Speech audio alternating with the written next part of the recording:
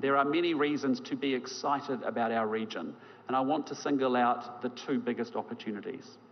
First, India and New Zealand are fortunate enough to live in the world's most economically dynamic region. The Indo-Pacific will represent 2/3 of global economic growth over the coming years. And by 2030, it will be home to 2/3 of the world's middle-class consumers. And India itself lies at the heart of this exciting economic future. And it's easy to focus on the troubles the world faces, but it's worth reflecting for a moment on what economic development at this scale means at a human level. Here in India, you've gone from only the very few in rural areas having a water or power connection to almost everyone. And that means that people have better health and education outcomes, and that in turn creates hope and optimism about the future for individuals and their families. Replicated across literally hundreds of millions of people, that process of development generates dynamic economies. Growth that offers massive opportunities for every country in the Indo-Pacific region and the families and the individuals within them. Now, the second big opportunity is technological change. We are on the cusp of a transformation of our economies and societies in a way that we can barely now imagine. I'm talking about artificial intelligence, which is within reach of achieving the cognitive powers of a human being. But I'm also thinking of a range of other technologies, quantum, biotech, advanced manufacturing, that are going to have profound impacts on our economies. And it has felt like this technological transformation has been long heralded, but never quite arrived. Well, it seems to me that a series of innovations, the always online world, big data, powerful computing, machine learning, accumulating in ways that are going to tip over into a dislocation that is new and altogether different. The game is about to change because we are on the cusp of an explosion in the application of AI, a technology that will have an impact across the whole economy, not just in one or two sectors, a technology that will transform the way that we work, the way that we study, and the way that we entertain ourselves, a technology that will force governments to think in entirely different ways about how they deliver public services and secure their nations. And certainly this presents risks that will need to be managed. For example, militaries are already using AI, which means the international community is going to need to develop new norms about how this is done in a way that ensures compliance with the rules of war and also ensures human responsibility in conflict. But my message is that while we need to manage that change, we cannot allow ourselves to be paralysed by the risks. For those who believe that they can outcompete through this period of technological disruption and dislocation, the opportunities are there.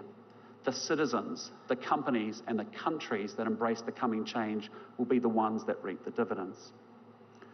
Yet there's also no doubt that there are fundamental trend lines in the Indo-Pacific that present geostrategic risks to both growth and prosperity.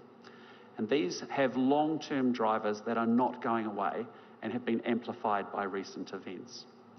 Past assumptions that underpin the previous generation's geopolitical calculations are being totally upended. A fortnight ago, the Singaporean Foreign Minister, Vivian Balakrishnan, put this change very eloquently when he said, "The world is now shifting from unipolarity to multipolarity, from free trade to protectionism, from multilateralism to unilateralism, from globalization to hypernationalism, from openness to xenophobia, and from optimism to anxiety." This is a global change, not isolated to one region.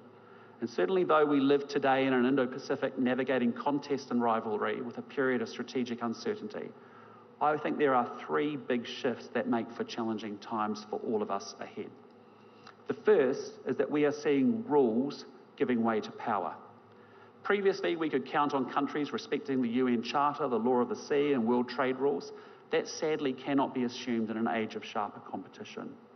And instead, we risk dangerous miscalculation at flashpoints, and these range from the militarization of disputed reefs to dangerous air movements, from land border incursions to breakout nuclear capabilities.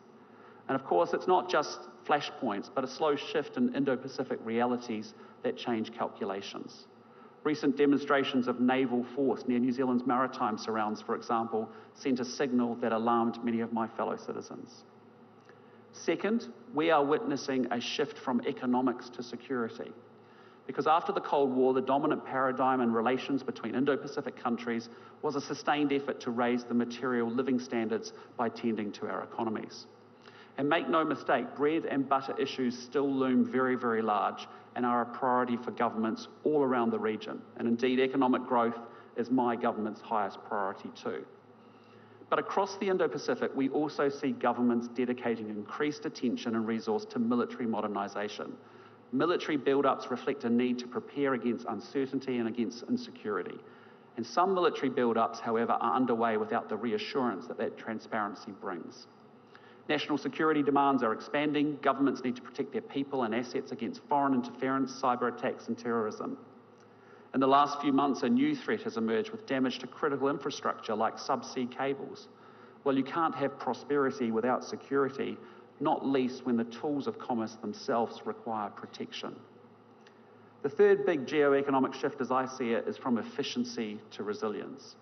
Where previously Indo-Pacific economies saw even deeper interdependence as a dynamo for growth, that can no longer be assumed in an age of decoupling. Onshoring, protectionism and trade wars are displacing best price, open markets and integrated supply chains. And so we find ourselves in a world that is growing more difficult and more complex, and especially so for smaller states.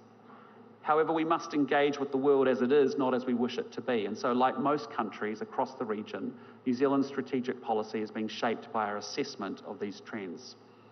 We have agency to shape the Indo-Pacific that we all want, but we must do so with energy and with urgency.